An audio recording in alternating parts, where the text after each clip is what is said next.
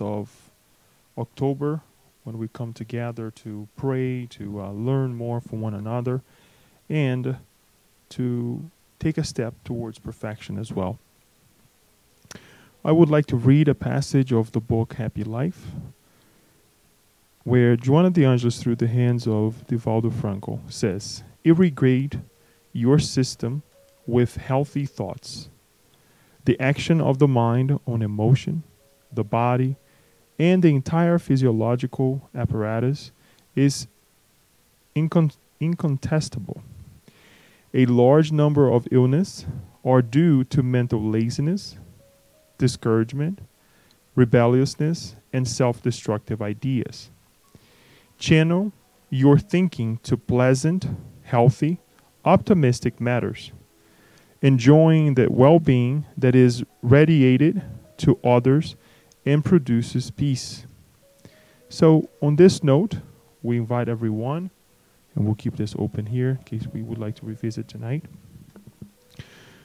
We invite everyone to pray together, to welcome one another to this beautiful environment of love and kindness that has been prepared to us, that our mentors have allowed us and invite us to come and to partake on.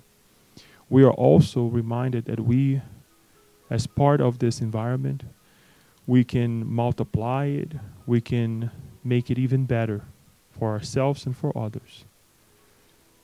On this note, let us pray.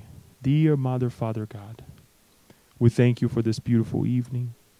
We thank you for the presence of one another. We thank you for our dear friend Alba Morales, who will present tonight this beautiful message about Sublime Expiation. We thank you for life, the physical one, where we can learn, we can share, we can exercise, and we can build a new future for all of us. We are thankful for all of this and much more that is about to happen in the future. This way, with our hearts full of joy, we ask and invite everyone that in a moment of silence, we take the time to pray and say our own words, to ask, to praise, and to give thanks. A moment of silence so we can pray.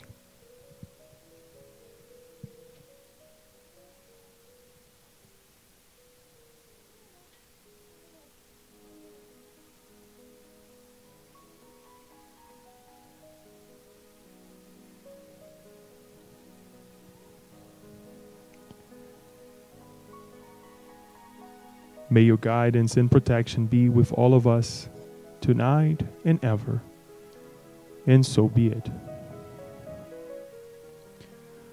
So as we have mentioned, we would like to close this month of October, believe it or not, it's the end of it, the last Saturday of it, with Alba talking to us tonight about Sublime Expiation. Alba, please.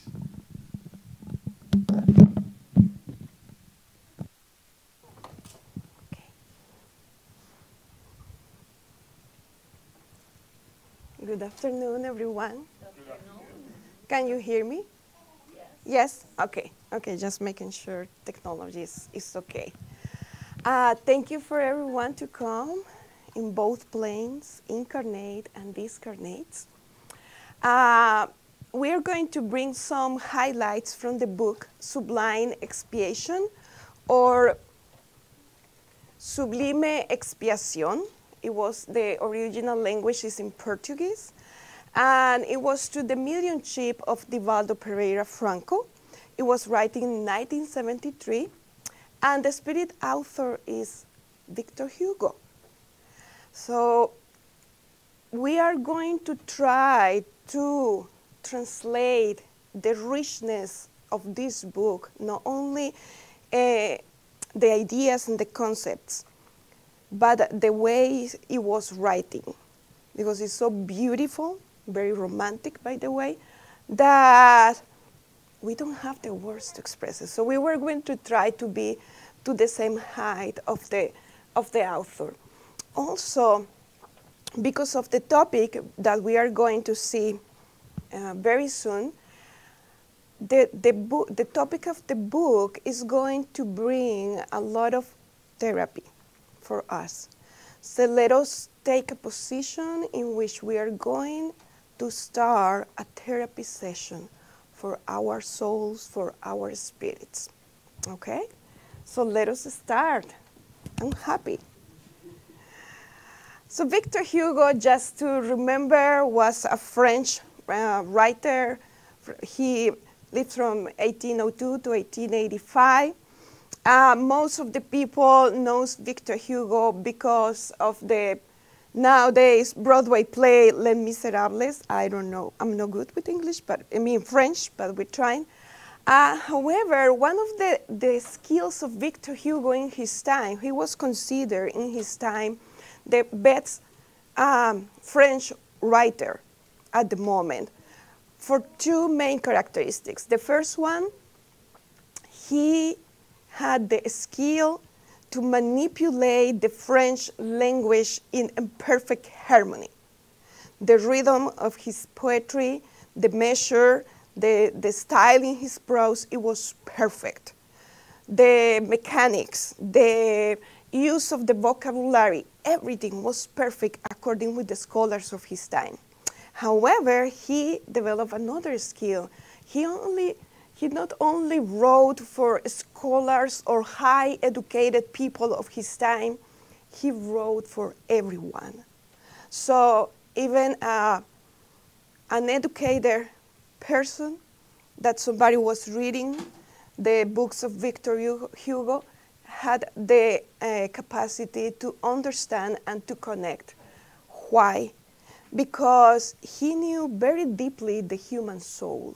So with his words, he described not only landscapes and places, but when he created the characters, he described the characters, the inner characteristics of the characters, the emotional and psychological characteristics. So it is easy to connect with these descriptions.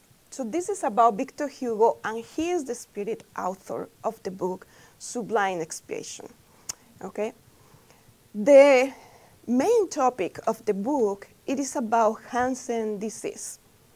In other words, leprosy, which is a chronic infection disease that affects the skin, the peripheral nerves that are outside the brain and the spinal cord, and the mucous membranes of the nose, throat, and eyes. It is caused by the leprosy bacillus, Mycobacterium leprae, and this is from the Encyclopedia Britannica.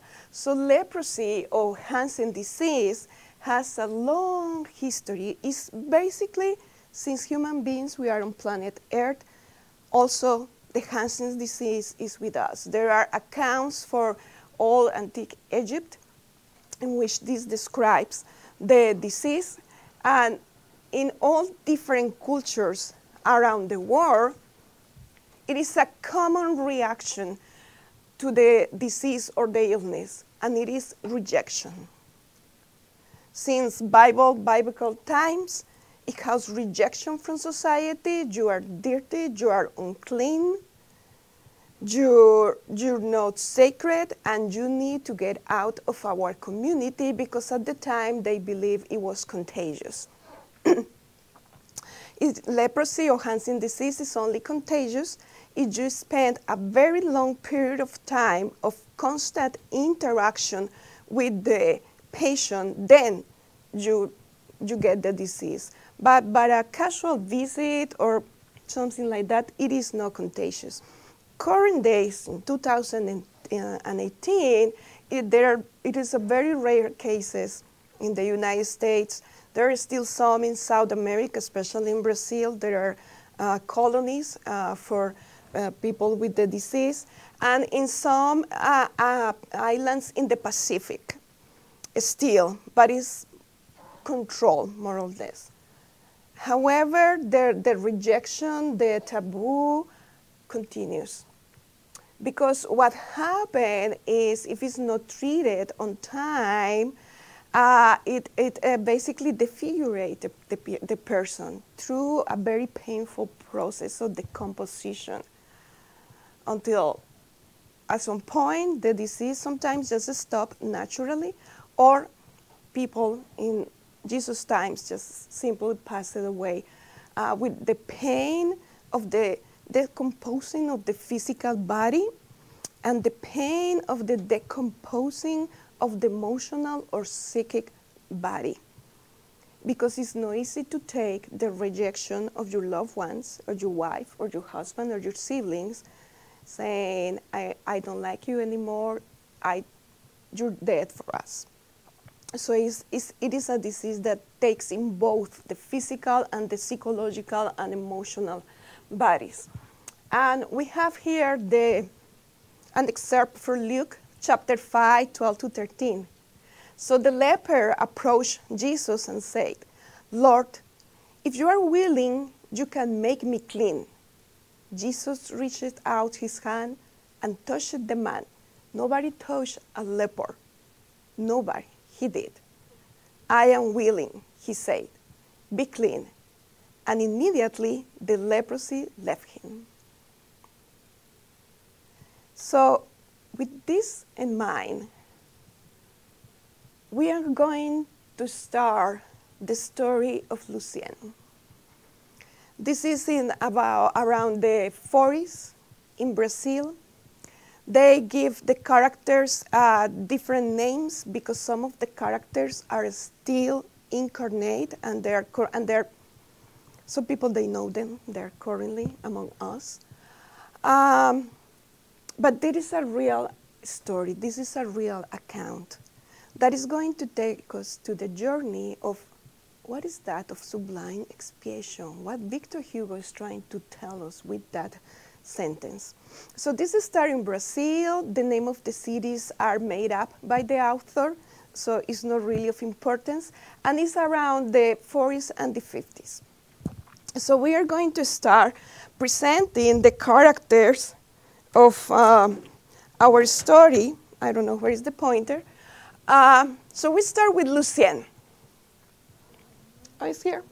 No. So Lucien is the 13th son of Dr. Euclides Medeiros and Mrs. Angelina. Thank you. So how do I point? With this one? Yeah. Lucien. Here is Lucien, the 13th son of Dr. Euclides Medeiros and Mrs. Angelina. Well, accommodated family, high class. It seems like they were living in the capital of the country. And all of the kids, the children, they receive a very high education. Lucien was a very handsome young guy. He has skills for the piano, the music. He composed, he wrote. He was an eminence. And he was having a happy life. Then we have Miriam Vasconcelos and Armando. So Armando and Lucien, when they were teenagers, they discovered the Spirit Center in their city. And they decided to attend the Spirit Center, and they went to the youth program, and they fall in love with the concepts of Spiritism. So they became very active, and for both of them, Lucien and Armando, it was very natural to embrace the knowledge, the concepts, the Spiritist codification. And they were avid readers, so they read it and they start acquiring good knowledge. And Miriam Vasconcelos was their teacher in the Spirit Center. She also was an ostensible medium, very dedicated to the Spirit Center, but also very dedicated to charity. And one of her favorite charities, it was visiting a colony in which they seclude people with the Hansen's disease. So she went there, And part of her work was visiting the colony with a team of spiritist friends. And they start building in this specific colony a pavilion in the hospital that is going to be dedicated to provide psychological and emotional support to the patients there. So we have Miriam, the teacher, Lucien, our pianist, and Armando. Once he became an adult, Armando also had a skill, a gift, and he has the gift of talking, of the speech. So what he decided is to start giving presentations all across the country. And Lucien and Armando, they dream both that they will spread the Spiritist teaching not only in Brazil, but all around the world. And they dream like Lucien, he will bring his piano and play beautiful music to inspire the people. And Armando was dreaming to give these presentations and talk about all about the Spiritist codification, Allan Kardec, Jesus' Gospel, etc., etc. They were very energetic about it, and they truly embraced the doctrine with love and passion. Dr. Euricles Madeiros and Mrs. Angelina, they didn't have any interest in what about the Spiritist education that their son was receiving. They thought, oh, it's part of being young, this shall pass, but they didn't get engaged. However, Lucien, he started going up in his pianist career, and then he was selected for the international Chopin contest that was held in Europe. So actually, Lucien was representing Brazil. He went to Europe, and actually, he won the contest. However, at this point in our story, there is something that is going on with Lucien. He is not feeling well. He is feeling weak. He sweats at night. He thinks it's all the stress because of his career, but he feels that it's something else. When he went to the contest in Europe, he played the piano beautifully, but he had certain difficulty to move his hand articulations. So he was concerned. It was his career. So we will be concerned as well. Once he returned to Brazil, he told the parents, and the father is, my son, I'm going to get the best doctors of the country for you.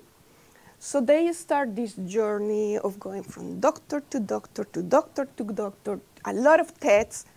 Nobody can tell what is going on with Lucien until these purple spots start appearing in his body, especially his limbs. So people were thinking it's purpura, it's some other thing. They finally found in a certain city a doctor, very famous for giving diagnoses that were impossible to discover. So they take Lucien there to the city, and Lucien is just stepping into the doctor's office when the doctor, with a very cold heart, say, this boy is a leper. So in that moment, Lucien, who was an artist, he felt like somebody put a knife in his stomach. Just by listening to the diagnosis, he felt he died in that moment. And the mother that suffered from certain nervous situation, she got all stressed, and she was, no, doctor, not in our family, no. We are going to do some tests. You are going to run tests, and we are going to have a different diagnosis. And everybody was in the same page. Lucien went to very difficult tests. After a week or so, the diagnosis was confirmed. So they go back to their home city, but Lucien was in shock. In such shock, he went to a very deep depression. He couldn't think straight. He was completely lost. He felt it was a death sentence. And at the time, it was certainly a death sentence. The family, they were all stressed. They were thinking how to hide Lucien from the public, how to hide him so he doesn't bring dishonor to the family. He doesn't bring gossiping around the family. They were concerned about the pride of the Madeiros family, but they weren't concerned about their child. How is he feeling? We're talking about a 19-year-old boy, 19, 20-year-old boy.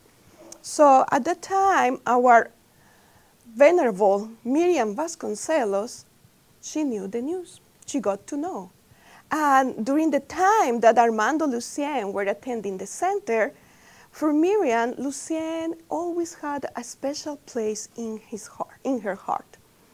So she said, I'm going to see Lucien. She went to visit. The boy was in such a distressed condition that she suggests the parents, he needs psychiatric assistance. And the parents were like, you take him to the hospital. So Miriam do that. Take Lucien to the psychiatric hospital. He was immediately taken, and the doctors decide that Lucien, because of his very bad condition, emotionally and physically, he needs to stay there for about 3 months or so. For the families, the family was a relief because they don't have to deal with the situation. For Miriam, it was very painful to see one of her boys going through all of this. So one of the things that Miriam decided to do is she went to a doctor that was a friend of her and asked him to give her a diagnosis. In that way, she could be a patient in the psychiatric hospital. We're talking about the 40s, okay? So it was a matter of writing. She took that paper to the hospital, and she hospitalized herself. So during those 3 months, Miriam was with Lucien. She was by her bedside day and night, reading the gospel to him, although it seems he couldn't hear her. He was out completely, you know. After 3 months, he's more recovered, emotionally speaking, psychologically speaking. However, the Hansen disease is advancing very quickly.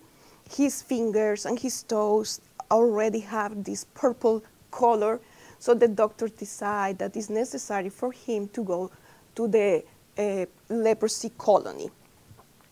In order to do that, they need to take Lucien from the psychiatric hospital, stay for a week or so at home, because it takes paperwork for him to go to this colony in a remote town in the mountains. Correct me, mountains of Minas Gerais? Uh-huh. Yeah, so there is mountains in Minas Gerais. So they were there. The parents, they're like, no, Lucien is not coming here anymore. No. But Miriam Vasconcelos, she has a good speech, and he said, well, it's only for a week, it's your son. So they say, okay, but he's not going to be sharing anything with the family here. It was a mansion. So at that time, families used to have a room on the first floor in the back of the house where they put the what? The servants? No, not the servants. A room where you put everything that you don't want at home, like to storage things. Like, oh, this chair is good, but we don't want it. Let us put it in the storage room. Let us put it. So we call it San Alejo in Spanish. I don't know. So they decided to open a little space there, put a bed, but that's it. It was a room full of furniture, old things. And they told Lucien, you're welcome to come here, but you don't leave that room in the week you're going to be here. They say, okay, what I'm going to do? Okay. So the day that Lucien was discharged from the psychiatric hospital, Miriam was with him, because it occurs that she was discharged too at the same time. What a coincidence, right? So they went together to the family's house, and they are in the living room. Mrs. Angelina or Doña Angelina come, she doesn't touch her son. She's just very cold and take distance emotionally and physically, and she's very clear about the rules. You are welcome to be here in the back room, not even with the servants. No, worse than that. We will feed you for a week. You need to be secluded there. And when it's time for you to go to the colony, you just go, hopefully midnight, so nobody notices. And by the way, Lucien, let me tell you, you are not my son anymore. I reject the day that I hold you in my arms. I reject the day that I give you life. You are a wretch. You are nothing. And I don't love you, and you do deserve my love. So Lucien, that was fragile, he was out of the psychiatric hospital, emotional and physical, Lucien just fainted. And she still looked at her son on the floor, and she dares to say, just stand up. Don't be so dramatic. You don't see that this is a very expensive carpet? The poor Miriam, she was in shock. She was like, what? What? This is real because So Miriam immediately reacts. She just holds Lucien, put him in a chair, called the servants. They are giving him water, but the mother is like in trance. It's not herself. She doesn't want that child. So Lucien goes to his room, and he doesn't have any contact with any of his 12 siblings or his father or his mother. Then it's time for him to go to the leprosy colony that is called Saint Damien, in honor of a saint, a Catholic saint that dedicated his life in the 18th century to heal and to take care of lepers in Polynesia. So he went to the colony of Saint Damien. And he narrates that the very first night in the colony of Saint Damien, they couldn't find really a room for him or a special place for him. So he was put in a very small and dark room with another 6 patients that they were already having the illness in a very advanced stage that nobody could do really anything for them. So only just palliative, how do you say that? Palliative care. But it was the only bed that they couldn't find for him, and he was in need of receiving the medical treatment. So he said, okay, I will go wherever you tell me to go. So he narrates the very first night. It was a very hot and humid night. It wasn't any window, so no natural ventilation. And he narrates the smell of the flesh decomposing for all these other 6 men, the complaint of his voices, the smell of also of the feces and everything. He thought that he was underground, and that was the day in which he died. In this state of mind, of desperation and thinking, why I am here? Why, if I one of these good desires of becoming a pianist, but not any pianist, a pianist that is going to bring comfort and hope to people through my music, because I was planning to spread the message of Jesus. Why I am here? At that moment, his mentor approached and helped him to have a vision, the vision of one of his previous lives. And after he had this vision, he fell asleep. Then Lucien started a journey of 10 years in the colony of Saint Damien. 10 years of treatments, surgeries, and many other painful situations. No single member of his family visited him anymore. He was forgiven by the world. No one remembered him. One of the things that Lucien narrates is when a patient goes to the colony, they change their name because it's like starting a new life. The previous personality or the previous being, whatever they were before, they are not there anymore. They are rich. They are forgiven by the world, forgotten by the world. So he remembered his dear friend Armando, and he said, from now on, I'm going to be Armando in the colony, right? But we are going to continue calling him Lucien so we don't get confused.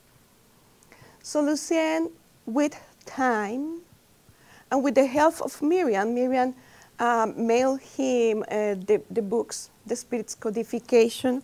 And since Lucien was very artistic, he started reading, he started feeling more the strength, he started feeling that he had a different mission there. And through the years, he started writing poetry, and he ended up writing two books about what is going on in a leprosy colony. But they were so beautiful that with the help of Miriam and some other friends, he used a pen name. He publishes the books, and he's very successful. By the way, Miriam concludes her work with the other friends of finishing the pavilion, the psychiatric pavilion in the colony.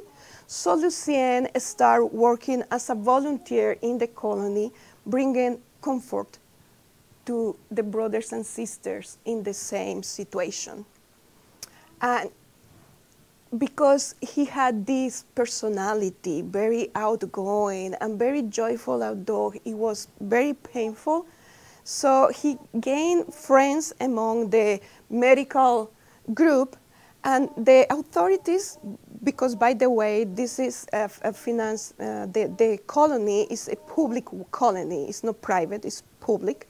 So the authorities decide that Lucien is a good element, is such a great person, so that they move him for a room that it was shared with other men, and they gave him a little tiny apartment, just with the simple things, a bed, a table, so he can write by himself without any distraction or interruption, and he can have his studies.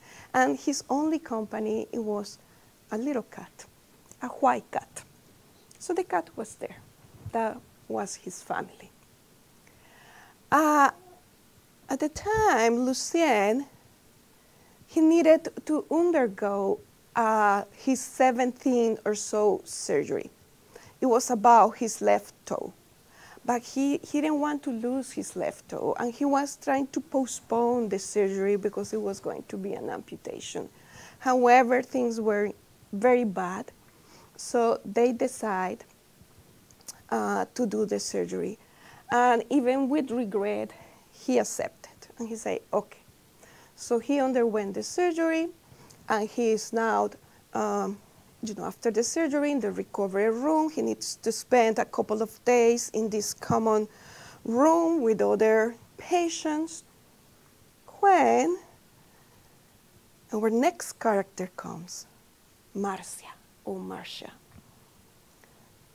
So he was there, Lucien, a little bit disheartened because it was after 10 years and still going through this.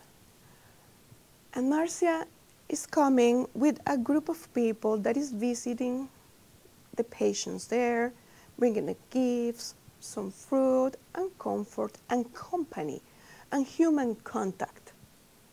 Because some of them, they were never embraced or kissed or caressed for another human being.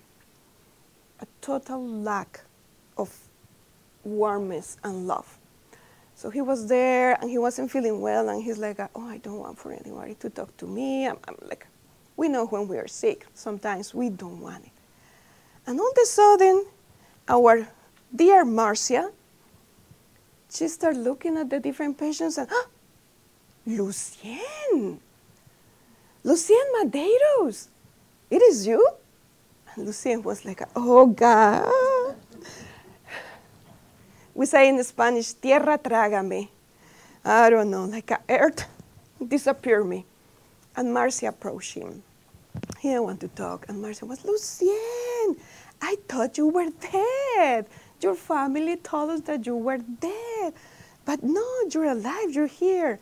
And Lucien was feeling uncomfortable, ashamed, and he was like, yes, Marcia. So they were friends when they went to the same school, elementary and middle and high school. So they knew each other from the past.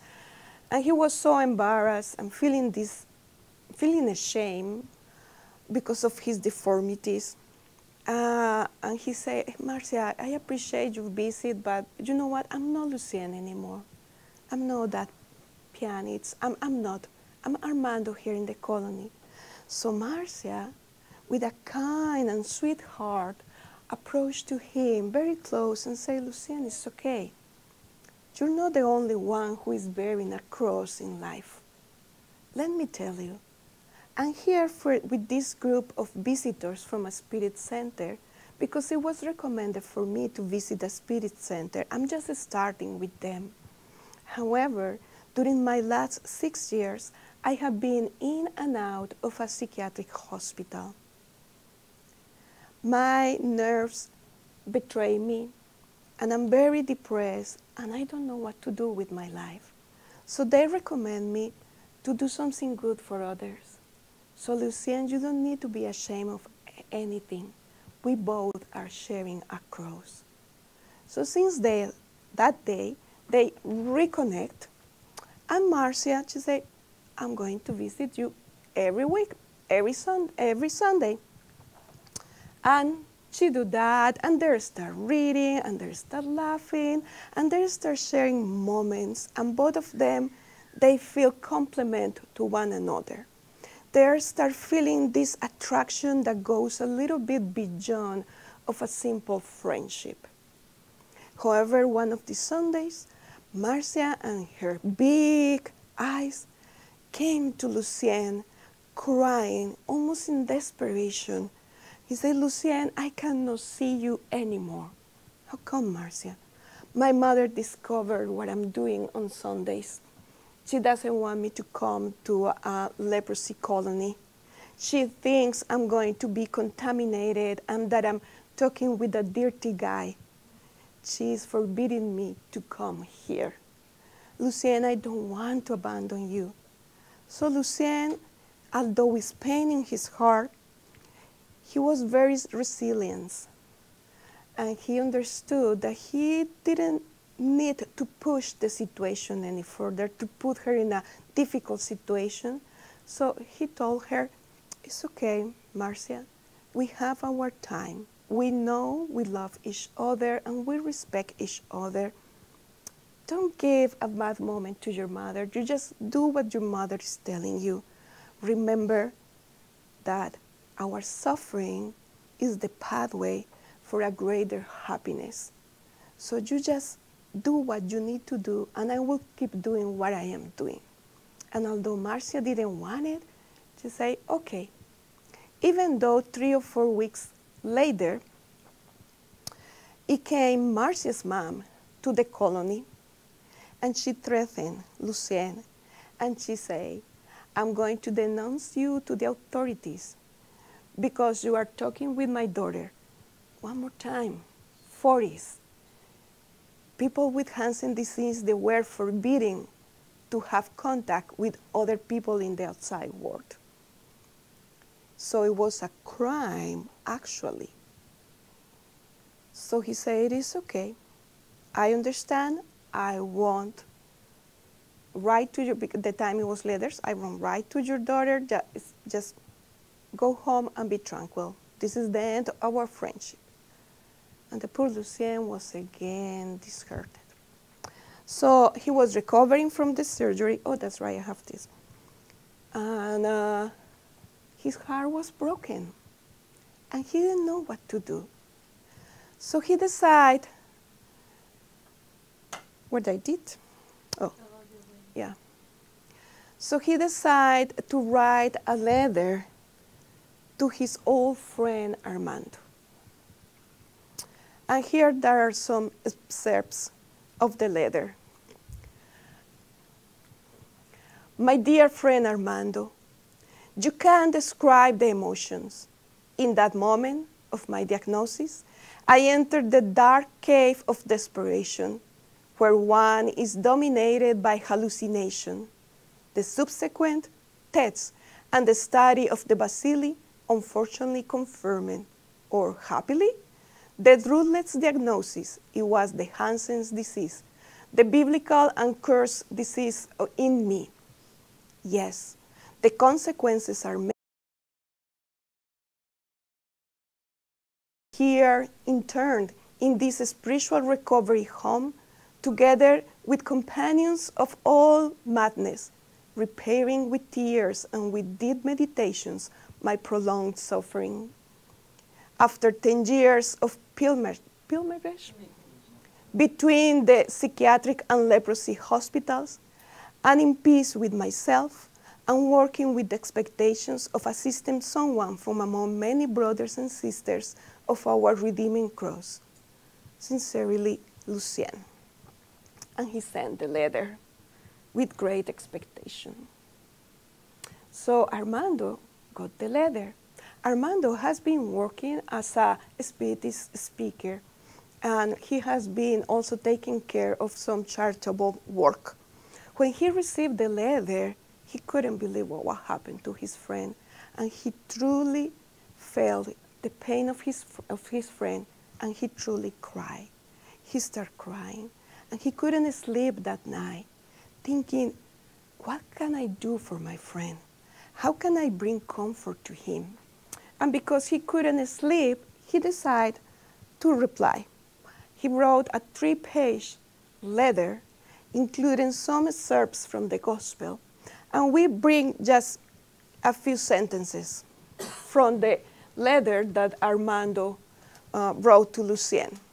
Lucien, my brother in faith and dear friend, may in the weight of our redeeming cross we find peace.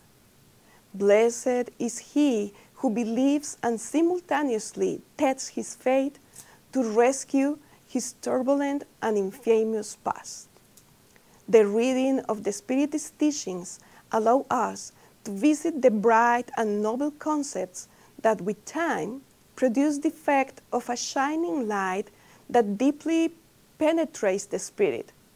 That's why Spiritism is the divine consoler that Jesus promises us. Therefore, your life is vital for other lives. The light in your soul is transformed into a shining sun in the home that you are currently living, and that light is extremely dear and appreciated there.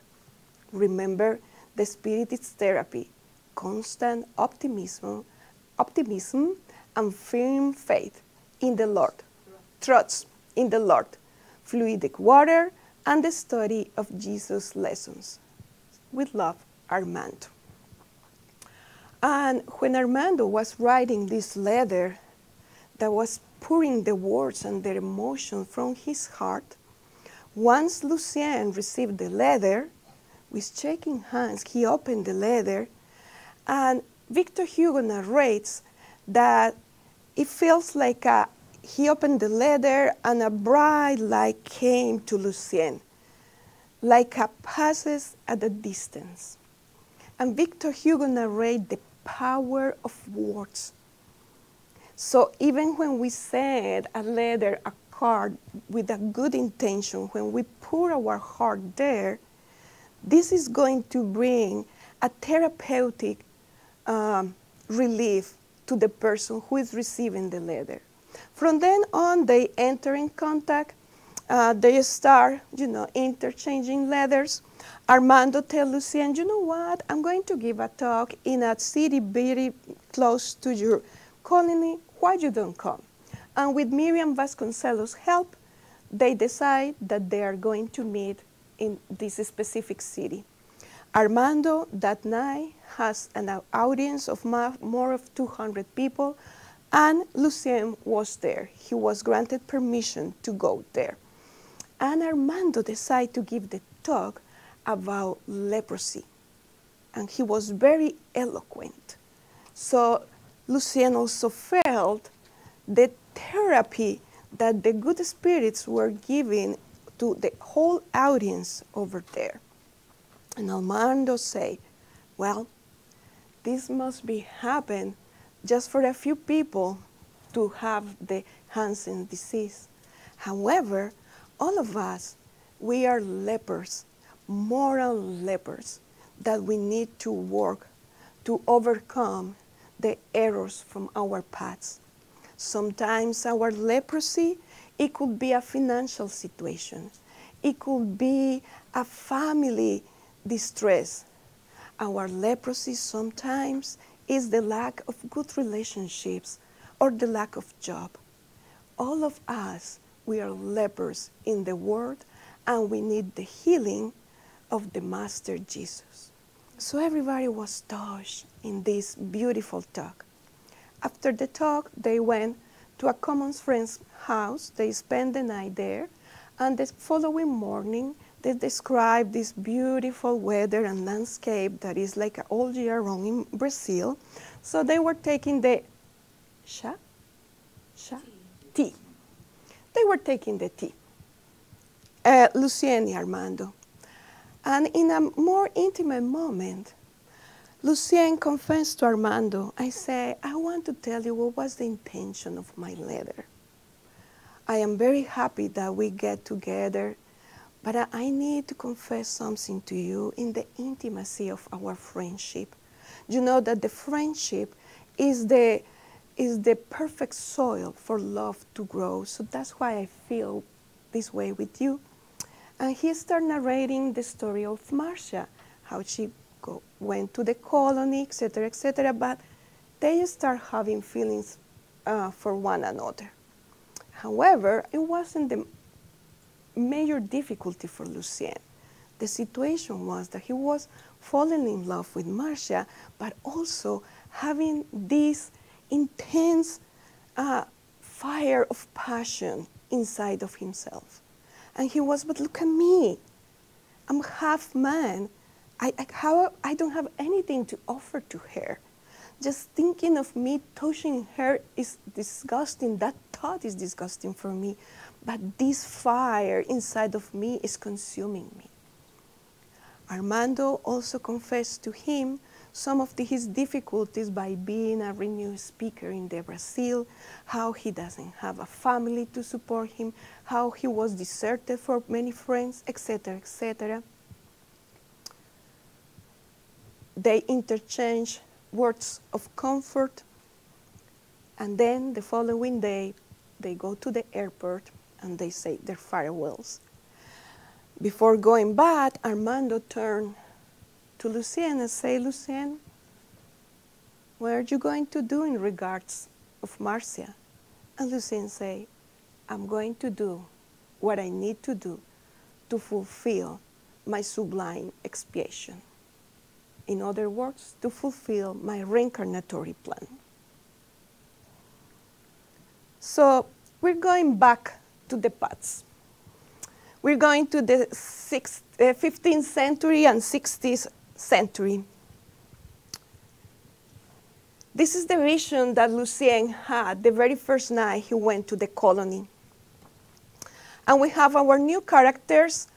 4 of them are well known in history, and these are actually their portraits from that time. The other pictures here are random pictures that we choose to use for this presentation, but actually are not the person that represents. So we have Pope Alexander or Rodrigo Borgia, Cesar Borgia, Lucrecia Borgia, and Alonso de Aragon. Pope Alexander is the father of Caesar and Lucrecia. The three of them are from Spain. Their original last name is Borja.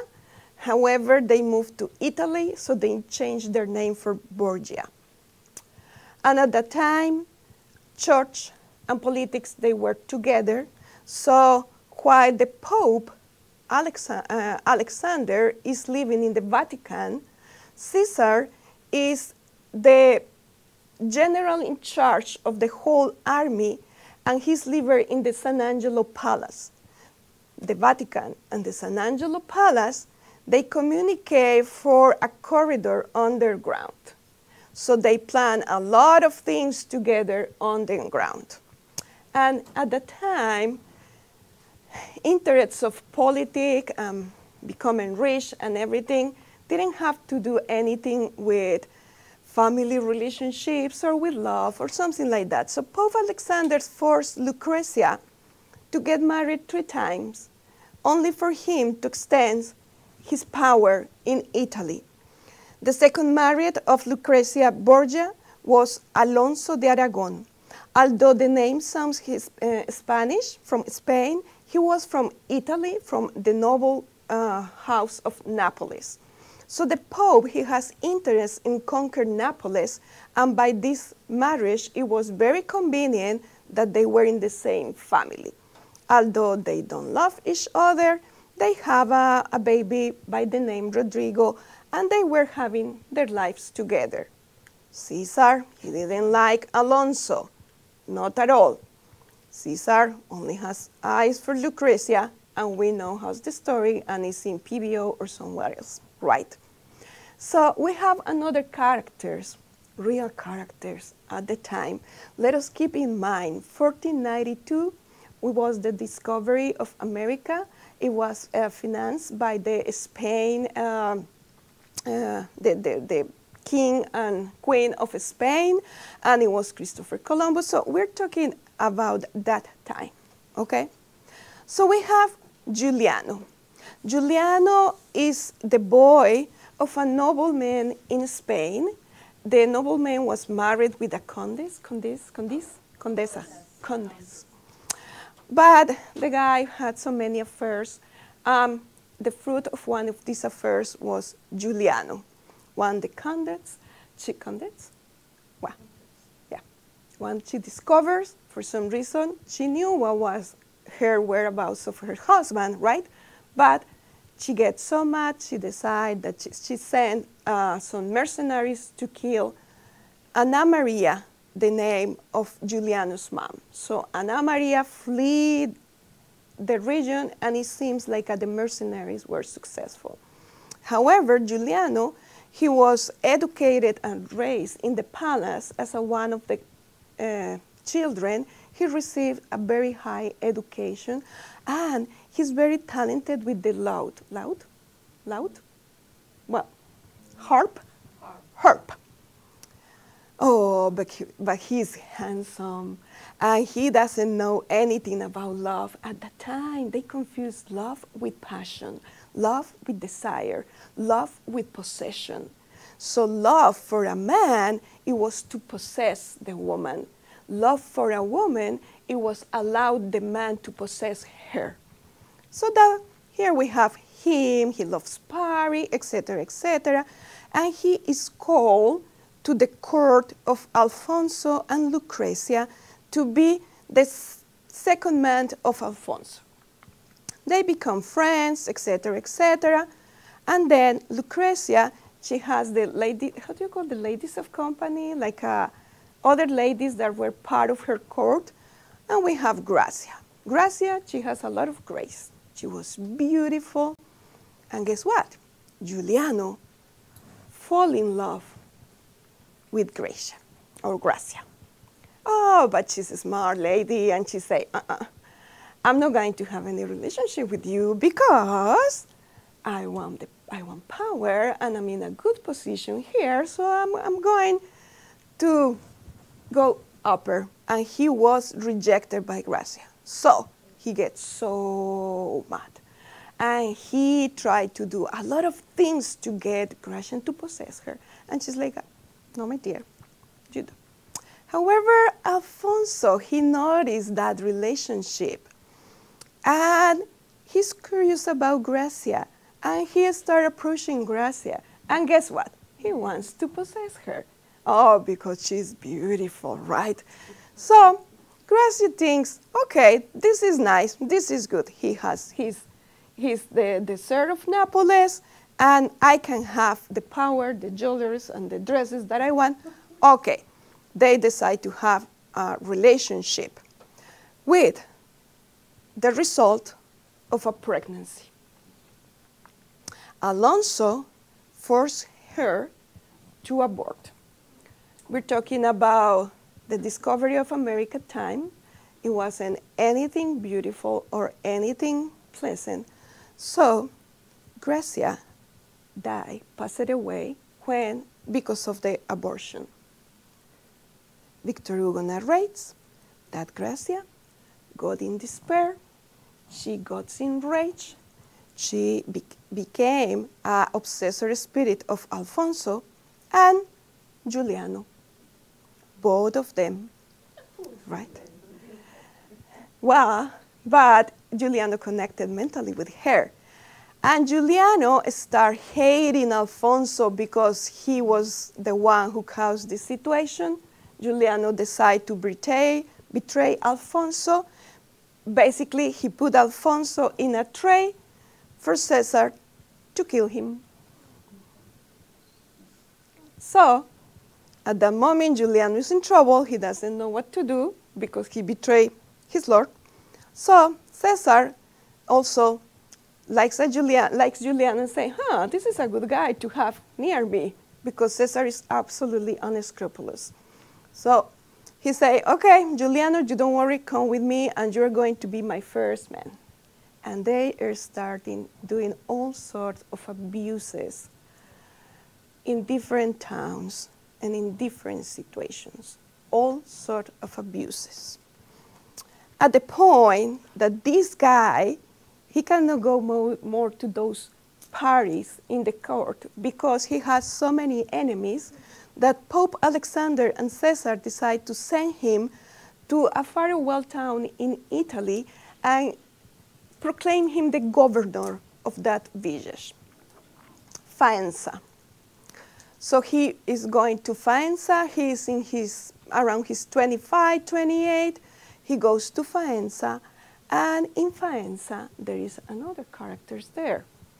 In Faenza, there is the Countess Isabella de Lunardi and her daughter Beatrice. Beatrice is really a 15-year-old girl, but this is an old picture of them. And Beatrice, Isabella, she was a widow, and they were living in that time in a feudal organization. So she was she was managing the finances of the region of Faenza, but with a lot of charity and love. So everybody was working happily. Nobody was suffering of famine. And she always went to the town and tried to provide with resources for the family. She was well loved, and also she was secluded in her house. She didn't interact with people. She avoid parties, gossiping, and she was very religious. And her religious or spirit guide incarnate, it was Brother Carmine. And they have a relationship of a father and a daughter. Also, in the Countess' home, it is Tommaso.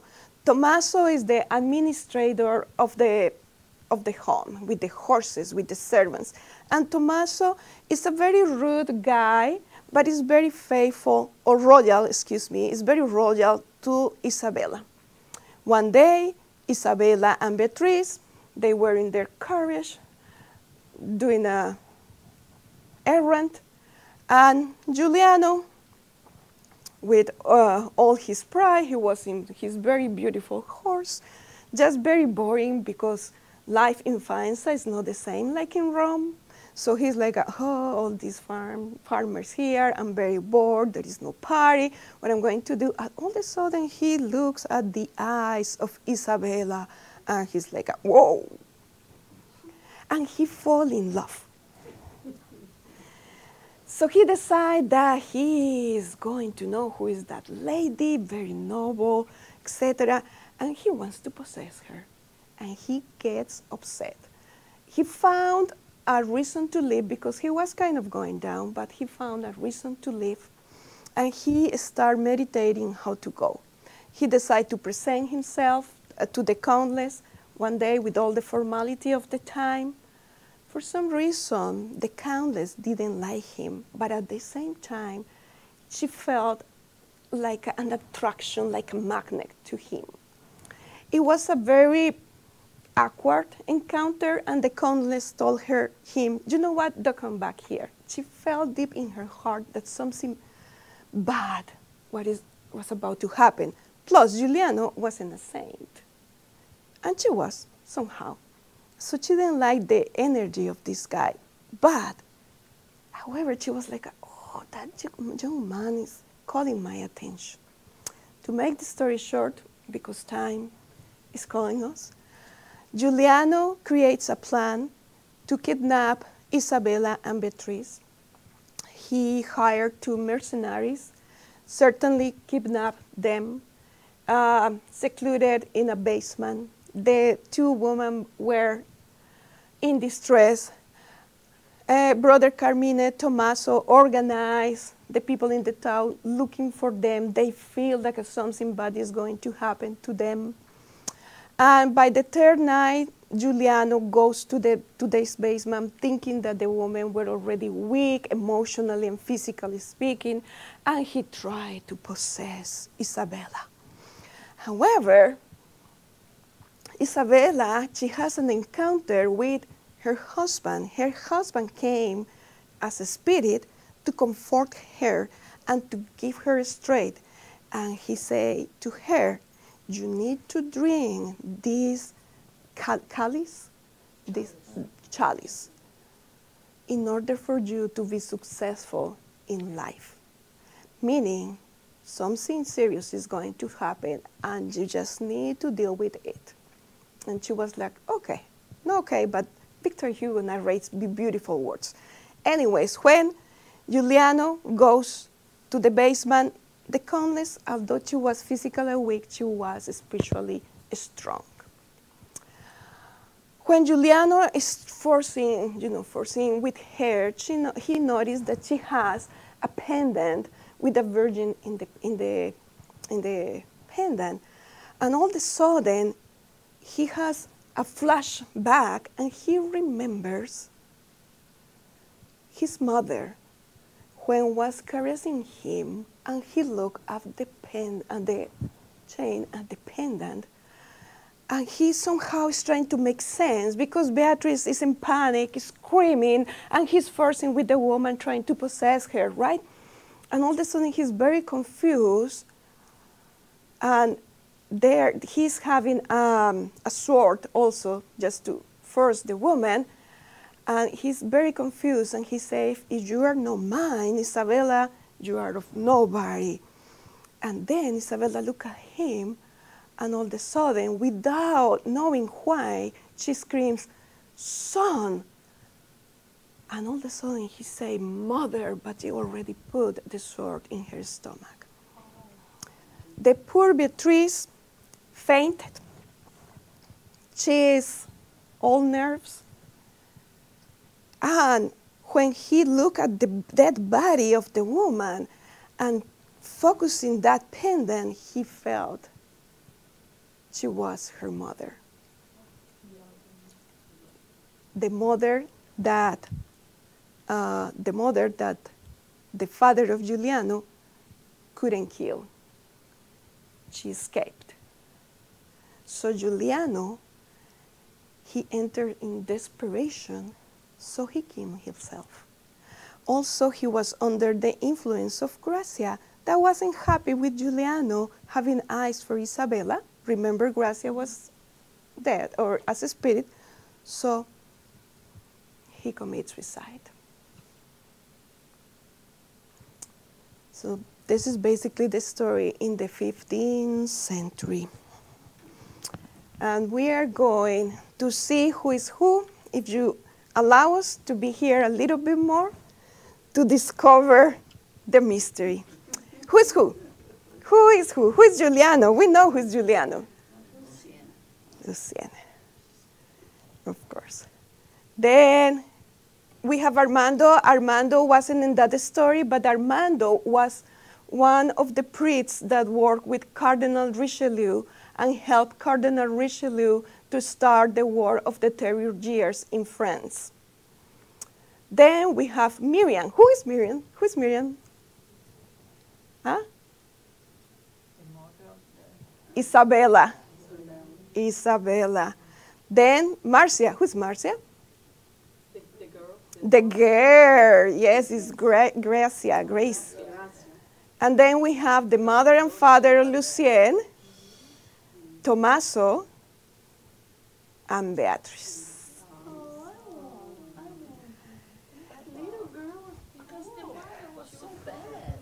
So what happened with Beatrice, she never forgave Giuliano for taking her mother's life. And she always felt rejection. And Tommaso also never forgave Giuliano because he was the royal worker.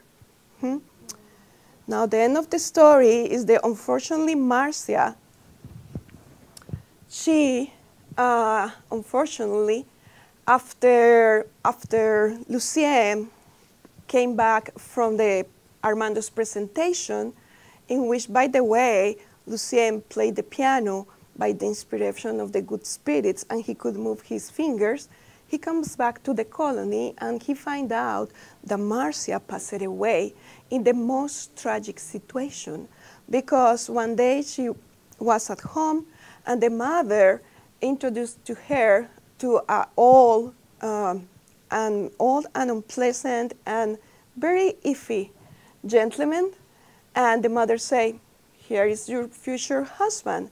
And the poor Marcia says, "I'm not going to marry anybody." And this gentleman was abusive, just slap her in the face, etc., etc., and you are going to be mine. Like probably he was still living in the 15th century. So Marcia decided to jump from a window. So her dates increase. So we see there are so many centuries of trying to recover from this jumping, and then here she has a lot of revenge and hatred.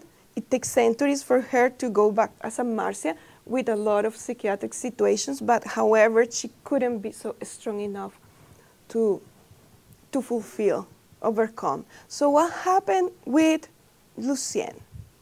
By the actions of Giuliano, these negative actions, abusing people in all sorts of forms, unscrupulous, vengeful, etc., he was imprinting in his spirit these negative actions that with time it deteriorated his spirit, and after so many centuries of trying to be born and with natural abortions, he was going back to the spiritual world in some sort of cleaning his spirit. However, by the incarnation in the 20th century in the 40s, he brought that genetic mark that was imprinted in his physical body as the Hansen disease.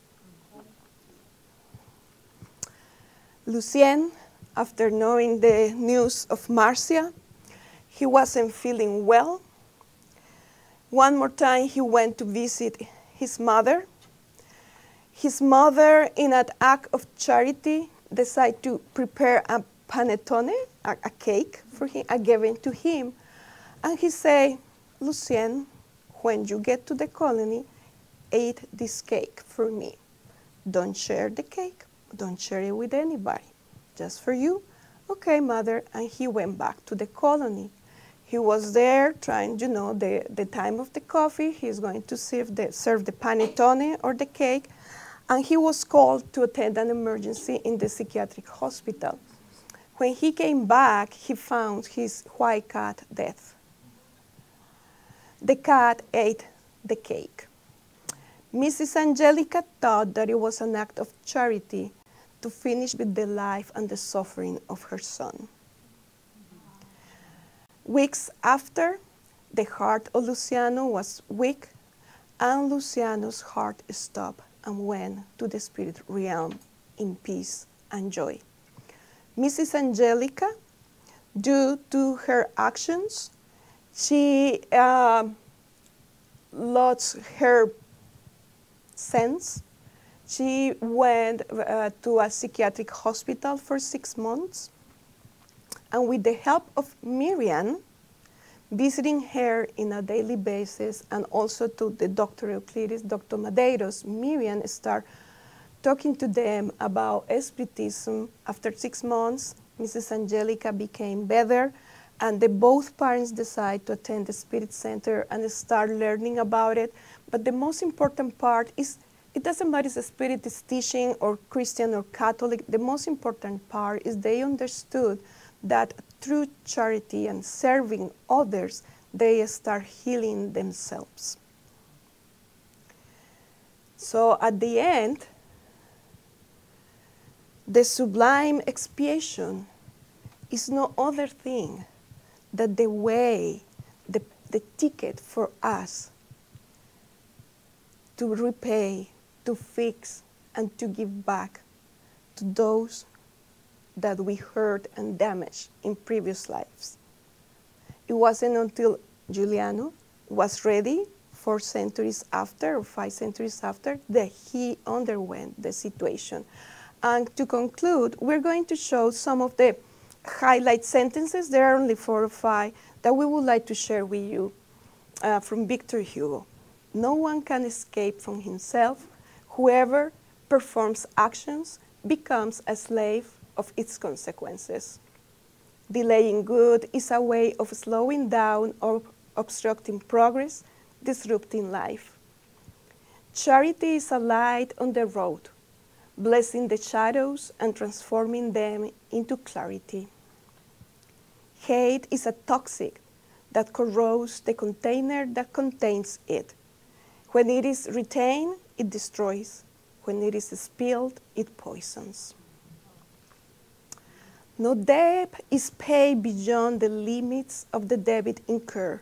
Nobody is obliged to carry a burden higher than their own strength, and we are only constrained to suffer the pain that corrects, disciplines, and liberates. None of us is a victim of the circumstances. All of us, we are the consequences of our own actions.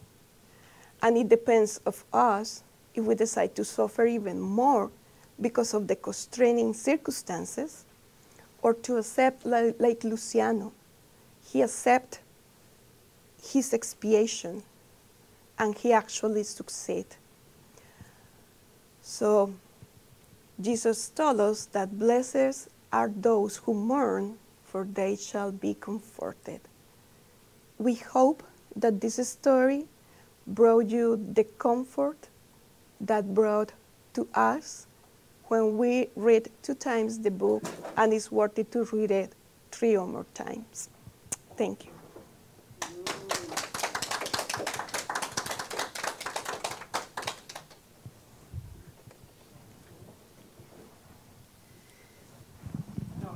It's for me? Or I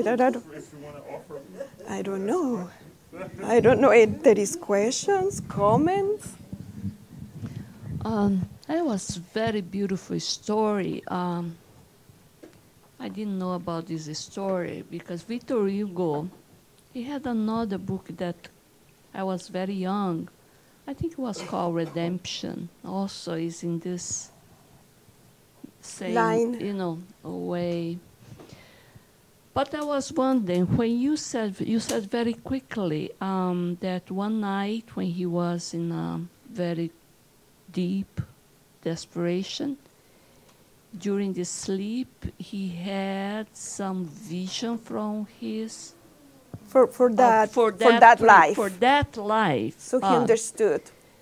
So yeah, because I was thinking this sublime with expiation, because usually expiation is very hard.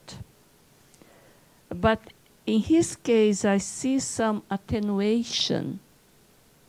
I was wondering if it could be even worse than it was, because in some way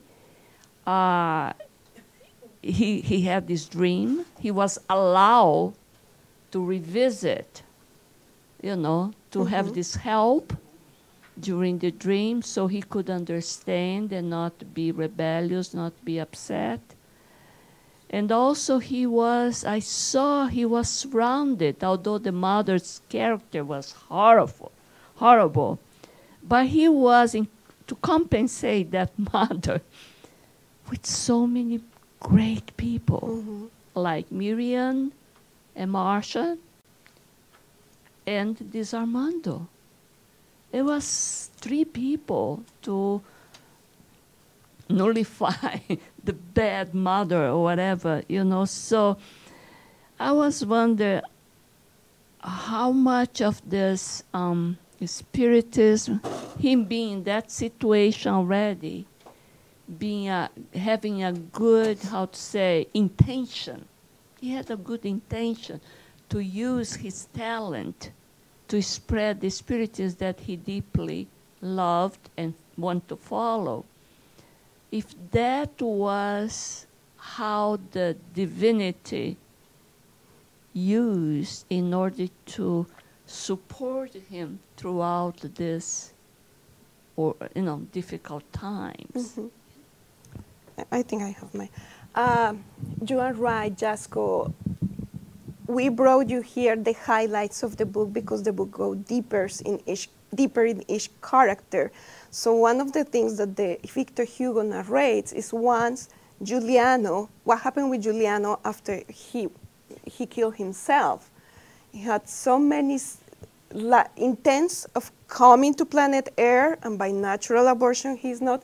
After so many intents, he's allowed to come to planet Earth, and he starts this process of repairing and cleansing, and he started being in contact with, at the time, it was the Catholic Church.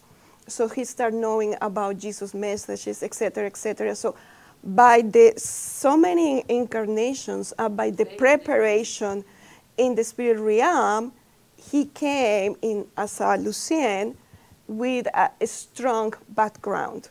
Other than that, he won't be able.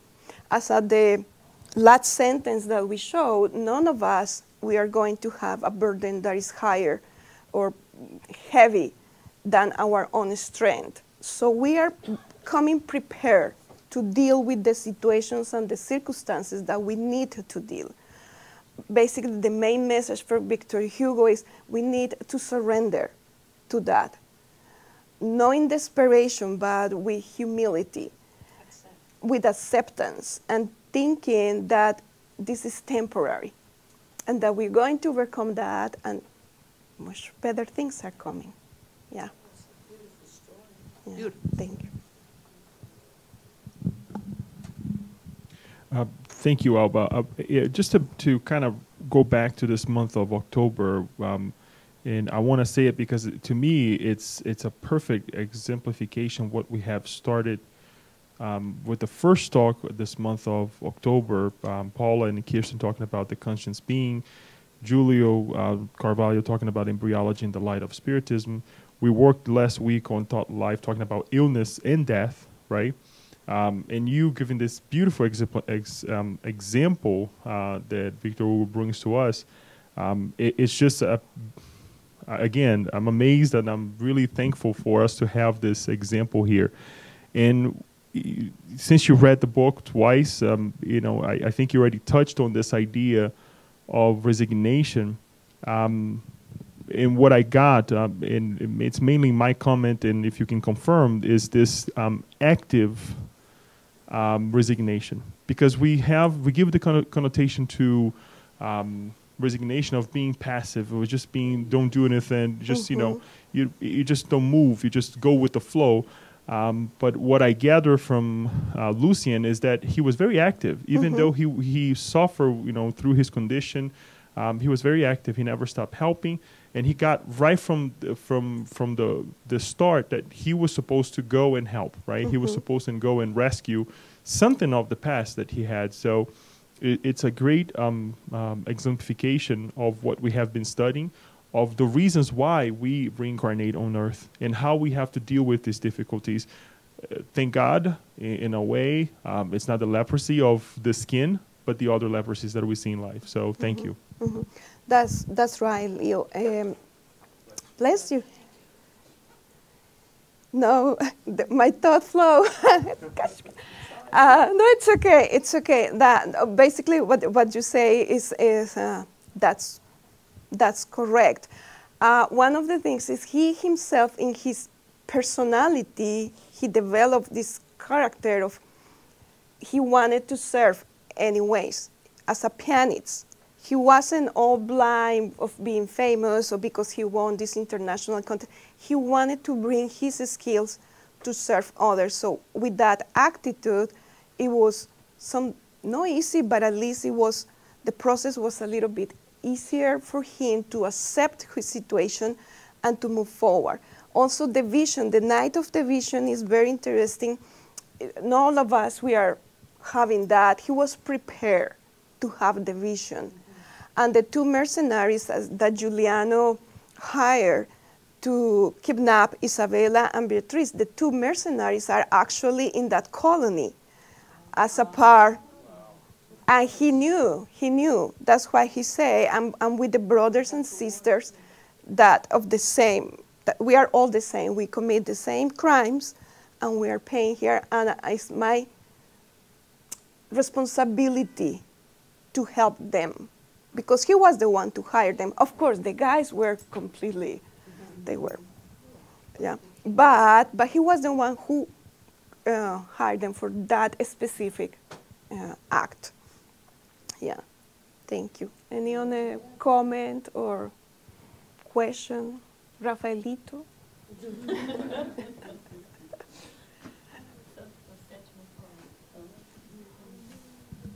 No, just that was an amazing story. Thank you so much for sharing that. I think that will inspire a lot of people for years to come who listen to that in the English language, because it's not yet in English.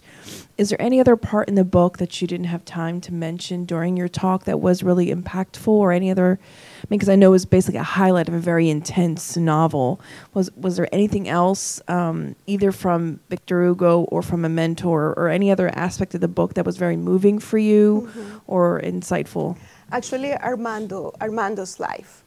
It's practically a whole chapter of Armando and his ecological features.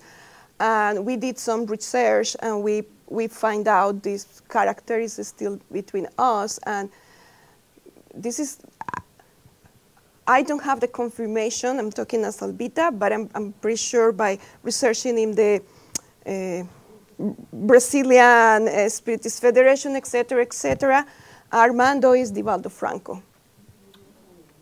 Armando is Divaldo Franco. So it is so beautiful to see how in his first years, in the years of his human youth, he was also tormented by a lot of doubts or situations that Victor Hugo describes there. And how he knew by a vision that he was part of the court of Cardinal Richelieu. And he promoted the War of the 30 Years in France that brought so much desperation and pain. So that is impactful. And also Armando, naturally, he has a rejection. He's afraid of the leprosy. Because in previous incarnations, he underwent that situation. So when he finds out that Lucien is suffering of leprosy, the first reaction is pain, and the second one is, I'm not feel like I'm going to visit him in the colony. And he actually did. And in the colony, through Miriam Vasconcelos and some other mediums, there is a fantastic encounter with the spirit of Jesus Gonçalves. Jesus Gonçalves, who was the pioneer in Brazil of founding these colonies for the lepers. So that's also an amazing chapter. And actually knowing that Divaldo is here with us, right? It's like, oh my God. Yeah, thank you. Thank you. Albita, this is very interesting. When you start talk about leprosy, the first thought coming to my mind was Divaldo, when he told us once that his mentor asked him to go to the leprosy to visit people, and he was very reluctant to go. And she said to him, "Are you going there to visit them, or you going there to stay there?" Yes, that was the first thing come to my mind. Yeah. Thank you. It was beautiful. Thank you, Genetica. Okay. We all be together. We are here today. Yeah. We are all together from there. Yeah. Good. Thank you. Yeah. Thank you so much again. Thank you, Alba. Thank you. It is true that I also thank you, Jeanette, to mention what you just mentioned, because I remember this